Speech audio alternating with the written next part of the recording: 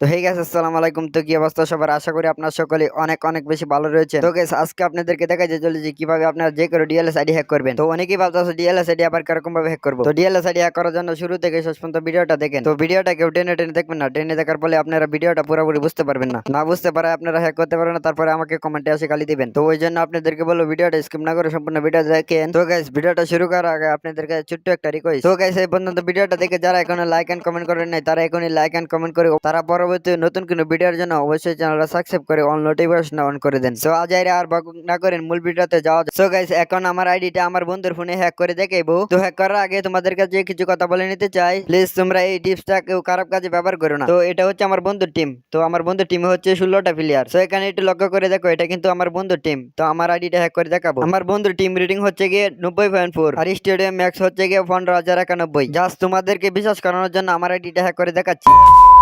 So guys, এখন কিন্তু আমার ফোনে আমি চলে আসলাম। তোমাদের বিশ্বাসের জন্য আমার টিমটা দেখাচ্ছি। তো তোমরা দেখতে পাচ্ছ ওর স্কোয়াডের থেকে কিন্তু আমার স্কোয়াড অনেক ভালো। ওর টিমটা কিন্তু আমার টিমের চেয়ে অতটাও ভালো না। তো আমার টিম রেটিং হচ্ছে গিয়ে 93.4 আর স্টেডিয়াম ম্যাক্স হচ্ছে গিয়ে 83,823। তো তোমাদের যে কারো ডিএলএস আইডি হ্যাক করার জন্য সর্বপ্রথম ঢুকতে হবে সেটিং এ। তো এখন আমি সেটিং এ চাপ দিয়ে দিব।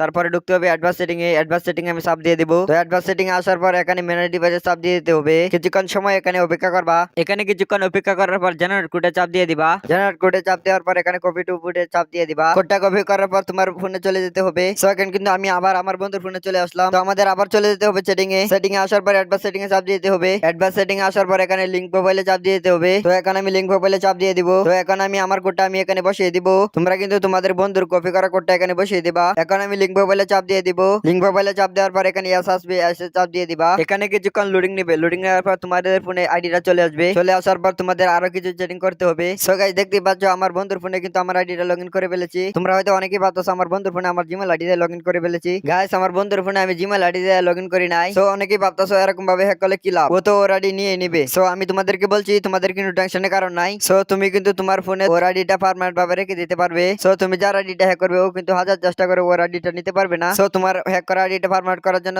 তোমাদের আবার যেতে হবে অ্যাডভান্স সেটিং এ। তারপর চলে যাবে ম্যানেজ ডিভাইসে। ম্যানেজ ডিভাইসে অপেক্ষা করার পর জেনারেট কোড চলে আসবে। তো এখন দেখতে পাচ্ছ যে এখন ডিএলএস আইডিটার দুইটা ফোনে লগইন আছে। তো নিচেরটা হচ্ছে আমার বন্ধুর ফোনে লগইন, উপরেরটা হচ্ছে আমার ফোনে। সো এখন তোমাদের উপরে ক্রস চিহ্নে চাপ দিতে হবে। ক্রস চিহ্নে চাপ দেওয়ার পর এখানে ইয়েস আসবে, এসে চাপ দিয়ে দিবে। তোমাদের যে বন্ধু থেকে আইডিটা হ্যাক করবে তার এখান থেকে আইডিটা লক আউট হয়ে যাবে। সো তোমার বন্ধুকে লক আউট করার পর তোমাদের আইডিটা তোমাদের জিমেলের সাথে কানেক্ট করে নিতে হবে। সো আমারটা কানেক্টেড আছে, তোমারটা হয়তো কানেক্টেড না থাকতে পারে। তোমরা কিন্তু তোমাদের জিমেল আইডির সাথে কানেক্টেড করে রাখবা। সো এখন কিন্তু তোমাদের আইডিটা সম্পূর্ণভাবে হ্যাক করা হয়ে যাবে। সো তোমার বন্ধু কিন্তু এখন আর গেম প্লে করতে পারবে না এন্ড লগইনও করতে পারবে না। সো তোমরা অনেকে বলবা আমার বন্ধু যে আবার ওই কোডটা দিয়ে লগইন করে ফেলে। সো তোমার ফোনে লক আউট করার পর অটোমেটিক কিন্তু কোড চেঞ্জ হয়ে যাবে। সো ওই কোডটা দিয়ে কিন্তু দিতে আবার অন্য কোনো ফোনে লগইন হবে না। সো আমি যেরকম ভাবে দেখালাম তোমরা যেরকম ভাবে করো তোমাদের আইডি 100% হ্যাক হবে। আইডিটা হ্যাক করার পর তোমার জিমেল আইডির সাথে কানেক্ট করে পার্মানেন্ট ভাবে তোমার নামে রেখে দিতে পারবে। সো তুমি যে কোডটা দিয়ে হ্যাক করবা ওই কোডটা কিন্তু তোমার ফোনে লক আউট করার পর অটোমেটিক ভাবে চেঞ্জ হয়ে যাবে। তোমার জিমেল আইডির সাথে কানেক্ট করার পর অটোমেটিক তোমার বন্ধুর জিমেল আইডি থেকে ডিসকানেক্ট হয়ে যাবে। সো ও কিন্তু আর হাজার চেষ্টা করে আর নিতে পারবে না। সো গাইস, আজকের ভিডিওটা এই পর্যন্তই। তো পরবর্তী ভিডিওতে যারা ডায়মন্ড কয়েন হ্যাক করতে চাও তারা কমেন্ট করে জানিয়ে দাও। তো এই পর্যন্ত ভিডিওটা দেখে যারা এখনো লাইক এন্ড সাবস্ক্রাইব করেন নাই তারা এখনই লাইক এন্ড সাবস্ক্রাইব করে অল নোটিফিকেশন অন করে দেন। যারা এই পর্যন্ত ভিডিওটা দেখে লাইক এন্ড সাবস্ক্রাইব করে দিয়েছেন তাদেরকে জানাই অসংখ্য অসংখ্য ধন্যবাদ।